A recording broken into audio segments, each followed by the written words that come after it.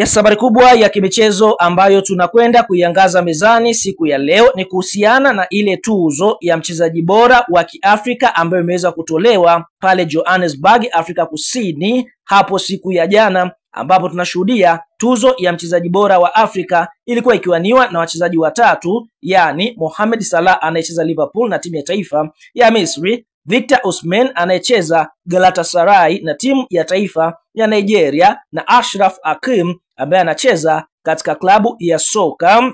ya Paris Saint-Germain ya pale nchini Ufaransa na timu ya taifa ya Morocco. Fahamu Achraf Hakimi ameweza kufanikiwa kuibeba tuzo hiyo mbele ya magwiji kama Mohamed Salah sambamba na Victor Osimhen. Kwa hiyo kwa sasa mchezaji bora wa Afrika kwa mwaka 2025 ni mchezaji Achraf Hakimi ambaye anacheza fullback namba 2 kutokea pale katika nchi ya Morocco.